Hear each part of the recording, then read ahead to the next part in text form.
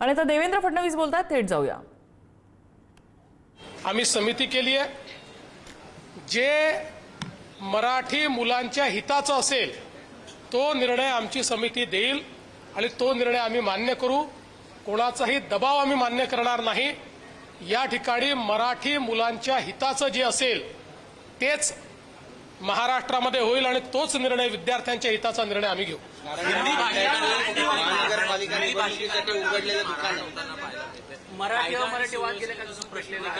पहिल्यांदा तर भाषेवर मारहाण करणं हे अतिशय चुकीचं आहे। आम्ही मराठी आहोत, आम्हाला मराठीचा अभिमान आहे आणि महाराष्ट्रात मराठी बोलली गेली पाहिजे हा आग्रह चुकीचा नाही, पण एखाद्या व्यावसायिकाला मराठी येत नाही म्हणून मारहाण करणं हे पूर्णपणे चुकीचं आहे। उद्या आपले अनेक मराठी भाषिक लोक वेगवेगळ्या राज्यामध्ये व्यवसाय करतात, त्यातल्या अनेकांना तिथली भाषा येत नाही, म्हणून त्यांच्याशी पण अशीच वागणूक होईल का? भारतामध्ये अशा प्रकारची वागणूक आणि गुंडशाही ही योग्य नाहीये आणि म्हणून अशा प्रकारची गुंडशाही जर केली तर त्याच्यावर योग्य कारवाई ही केलीच जाईल। देखिए, मैं बहुत स्पष्ट शब्दों में बताना चाहता हूं, महाराष्ट्र में मराठी भाषा का अभिमान रखना ये कोई गलत बात नहीं है, लेकिन भाषा के चलते अगर कोई गुंडागर्दी करेगा तो इसको हम सहन नहीं करने वाले। कोई अगर भाषा के आधार पर मारपीट करेगा तो ये सहन नहीं किया जाएगा। जिस प्रकार की घटना हुई है उसके ऊपर पुलिस ने एफआईआर भी किया और कार्रवाई भी की है, और आगे भी अगर कोई इस प्रकार से भाषा का विवाद करेगा तो उसके ऊपर कानूनन कार्रवाई होगी। हमको हमारी मराठी का अभिमान है, लेकिन भारत की किसी भी भाषा के साथ इस प्रकार से अन्याय नहीं किया जा सकता, ये भी हमको ध्यान में रखना पड़ेगा। और मुझे तो कभी कभी आश्चर्य होता है कि ये लोग अंग्रेजी को गले लगाते हैं और हिंदी के ऊपर विवाद करते हैं। ये कौन सा विचार है और ये किस प्रकार की कार्रवाई है? इसलिए इस प्रकार से जो लोग ऐसा कानून हाथ में लेंगे इनके साथ कड़ी कार्रवाई की जाएगी।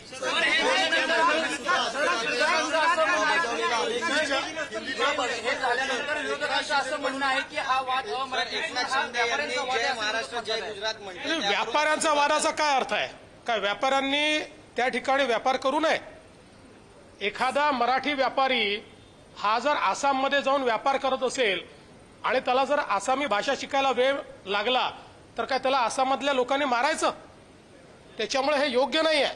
अशा प्रकारे वागणं योग्य नाही। खरा अभिमान असेल ना तर मराठीची सेवा करा, खरा अभिमान असेल मराठी शिकवा, खरा अभिमान असेल क्लासेस चालू करा, खरा अभिमान असेल तर लोकांना मराठी बोलायला प्रवृत्त करा, आणि खरा अभिमान असेल आपल्या मुलांनाही मराठी शिकवा ना, मराठी शाळेत टाका ना। अशा शाळेत का टाकता जिथे मराठी ही तिसरी भाषा आहे? आणि महानगरपालिकेच्या अशा शाळा का सुरू करता की ज्या शाळेमध्ये स्पष्टपणे लिहिलंय मराठी तिसरी भाषा असेल? हे इकडे चालतंय आणि त्या व्यापाऱ्यांना मारताय, हे योग्य नाहीये।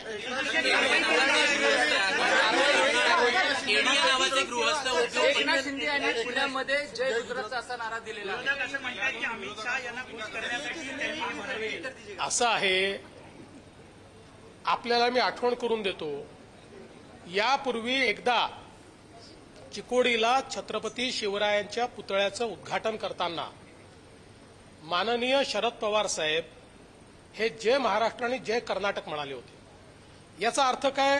त्यांचं कर्नाटकावर जास्त प्रेम आहे आणि महाराष्ट्रावर प्रेम नाही असं ठरवायचं का?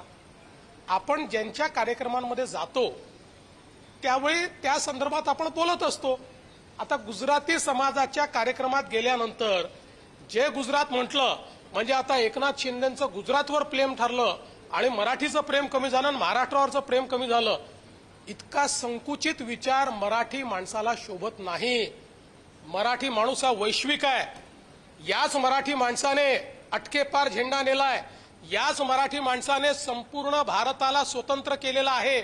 संपूर्ण भारतातली मोगली सत्ता घालवण्याचं आणि दिल्लीवर भगवा झेंडा लावण्याचं काम या मराठी माणसांनी केलं आहे आणि एवढा संकुचित विचार जर कोणी त्या ठिकाणी करत असेल तर चुकीचं आहे.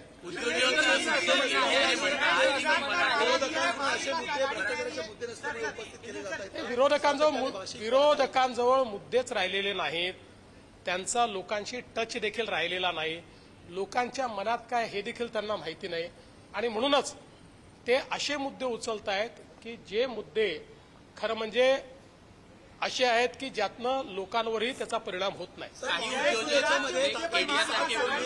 आहे ते असं म्हणतात की महाराष्ट्रात राहूनही आम्ही मराठी शिकणार नाही. अशा व्यक्तींचं, अशा उद्योजकांचं काय करायचं? असं आहे की आपण महाराष्ट्रात राहिल्यानंतर मराठी शिकावी असा आग्रह करू शकतो, पण दुराग्रह करू शकत नाही. मी उद्या तमिळनाडूमध्ये गेल्यानंतर कोणीही मला हा दुराग्रह करू शकत नाही की मी तमिळ शिकली पाहिजे. मला आवडते तमिळ भाषा, चांगली भाषा आहे, पण मला दुराग्रह नाही करू शकत कोणी. मला जर मराठीत बोलायचं तर मी मराठीत बोलीन, पण मला जर तिथे कोणी दुराग्रह करेल तर ते योग्य असेल का? आपण एका देशात राहतो, भारतात राहतो आपण. हे काही आपले बाजूचे भाषा आणि बाजूचे देश पाकिस्तान नाही आहे, बाजूचे राज्य हे पाकिस्तान नाही आहेत. एवढी संकुचित मनोवृत्ती मराठी माणूस ठेवू शकत नाही. सर, कांग्रेस ने ठाकरेंची साथ छोड़ने का गुजरात पर प्रेम है, उनको आप क्या जवाब देंगे? देखिए, मैं याद दिलाना चाहता हूं, इससे पहले भी चिकोड़ी में जिस समय छत्रपति शिवाजी महाराज के प्रतिमा का अनावरण हो रहा था, उस समय आदरणीय शरद पवार जी ने जय महाराष्ट्र जय कर्नाटक कहा था. उसका अर्थ ये होता है क्या कि शरद पवार जी को कर्नाटक ज्यादा प्यारा है और महाराष्ट्र प्यारा नहीं है? हम लोग जहां जाते हैं वहां के लोगों को जो अच्छा लगता है ऐसी बात हम लोग करते, सभी नेता करते. अब गुजराती समाज में जाने के बाद जय महाराष्ट्र और जय गुजरात कहा तो मुझे लगता है कि इसमें इतना बवाल करने की आवश्यकता नहीं है. हम एक भारत के लोग हैं, हम सारे लोग भारतीय हैं. हमको पहला अभिमान महाराष्ट्र का होना चाहिए, पर इसका मतलब ये नहीं है कि दूसरे राज्यों के प्रति हमको कोई गुस्सा हो या उनके प्रति हमारा कोई तिरस्कार हो. अब पाकिस्तान के प्रति तिरस्कार समझा जा सकता है, पर बाजू के राज्यों के प्रति तिरस्कार तो नहीं हो सकता है ना.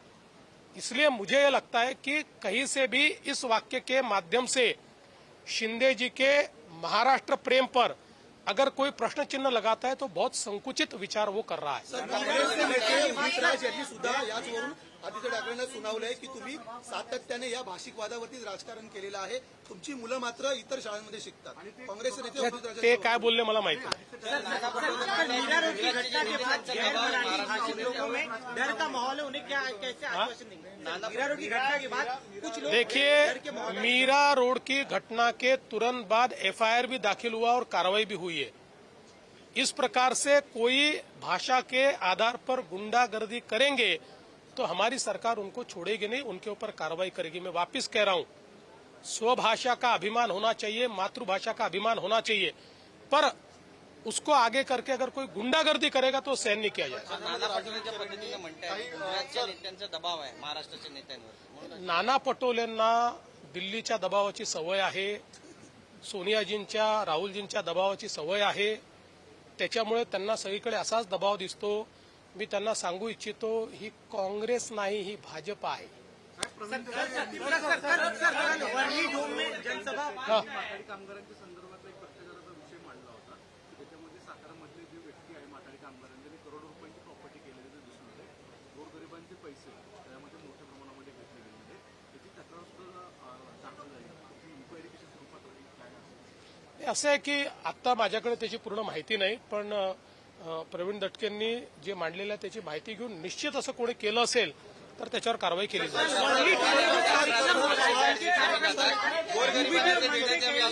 मराठी लोगों का तूफान खड़ा होगा और सरकार को अरे भाई, उनके मन में एक प्रकार से ये भावना है कि वही मराठी है. वो मराठी थोड़ी है, हम भी मराठी है. हमको भी मराठी चुनकर देते हैं. हमको जो इतने वोट मिले 51% मराठी लोगों ने वोट दिए, इसलिए केवल वो मराठी नहीं है, उनमें मन से संशय निकाल देना चाहिए. मराठी हमारे पीछे है, और हमारे साथ रहेंगे। शरद पवार तुमच्यासोबत चर्चा करत होते 2014 मध्ये सुद्धा युतीमध्ये, आणि 2016-17ला भाजप सोबत जाण्याचा निर्णय अंतिम टप्प्यात झालेला होता. सुनील तटकरे असं म्हणत आहेत. ते खरंच आहे. सर आपल्या रुग्णालयामध्ये 11,500 बेड्स आहेत. सरकारची भूमिका अतिशय स्पष्ट आहे. शक्तीपीठ महामार्ग आम्ही करणार आहोत. या संदर्भात जे अडचणीचे मुद्दे आहेत त्या चर्चेतनं मार्ग काढणार आहोत. आणि आत्ता मी आपल्याला सांगतो की जे काही मला संकेत मिळत आहेत त्यात सांगलीपर्यंत तर जवळपास 60 ते 70% जागा बिना कुठल्या आंदोलनाची आम्हाला मिळेल. 20-30% जागेकरता आम्हाला थोडी चर्चा करावी लागेल आणि ज्या काही शंका आहेत शेतकऱ्यांच्या त्या आम्हाला दूर कराव्या लागतील, त्या आम्ही दूर करू. कोल्हापूरच्या संदर्भातली जी काही अलाइनमेंट आहे त्या संदर्भात आमचा कुठली बेस्ट अलाइनमेंट असेल असा आमचा प्रयत्न चाललेला आहे. कोल्हापूरमध्येही आता मोठ्या प्रमाणात लोक आम्हाला भेटत आहेत, जमीन घ्या म्हणून म्हणतायत, तशी निवेदनं देत आहेत. त्यामुळे शक्तीपीठ मार्ग हा काही देवेंद्र फडणवीस, एकनाथ शिंदे किंवा अजित पवार यांचा इगो सॅटिस्फाय करण्याकरता करायचा नाहीये. हा मार्ग मराठवाडा आणि राज्यातले सगळे दुष्काळी जिल्हे यांच्याकरता वरदान ठरणार आहे. मोठ्या प्रमाणात पर्यटनातनं रोजगाराची निर्मिती, आणि जसं मी सांगितलं की शक्तीपीठ महामार्गामध्ये प्रत्येक 100 किलोमीटरमध्ये 500 ते 1000 शेततळी आम्ही तयार करणार आहोत. सगळ्या जेवढे नाले आहेत या नाल्यांना ब्रिज कम बंधारा आम्ही तयार करणार आहोत. त्यामुळे जलसंवर्धनाचा देखील हा महामार्ग असेल. मोठ्या प्रमाणात याच्यातनं सौर ऊर्जेची निर्मिती आम्ही करणार आहोत. त्यामुळे ग्रीन अशा प्रकारचा हायवे की ज्यातनं जो दुष्काळी भाग आहे या दुष्काळी भागाला मदत होईल.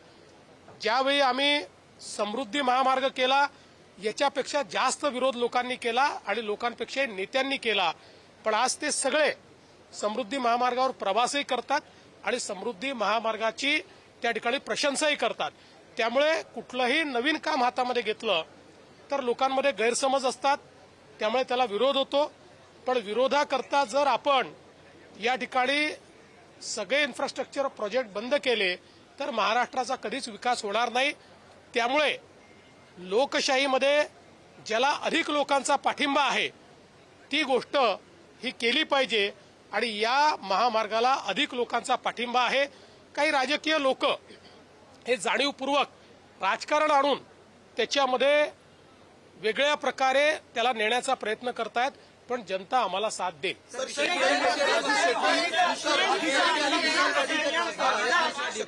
बाबत जेव्हा लोकशाही संवादाची चर्चा सुरू होती त्यांनी सांगितलं की मुख्यमंत्र्यांनी आमच्याशी चर्चा करावी, शेतकऱ्यांची चर्चा करावी, आमचाही या महामार्गाला पाठिंबा असेल. तुम्ही वेळ देणार का? पाठिंबा देणाऱ्या सगळ्यांना आम्ही वेळ देऊ आणि जे विरोधात आहेत त्यांचे म्हणणं ऐकून. सर विशेष का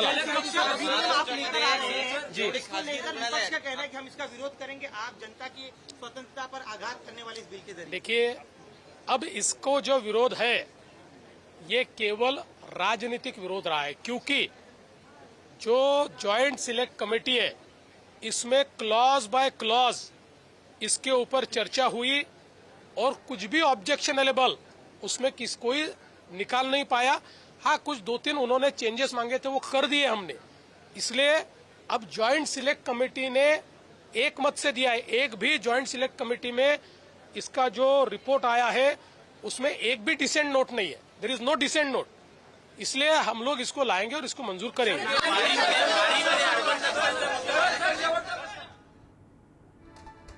तर शक्तीपीठ महामार्ग होणार हीच सरकारची भूमिका आहे. शेतकऱ्यांच्या शंका आम्ही दूर करू.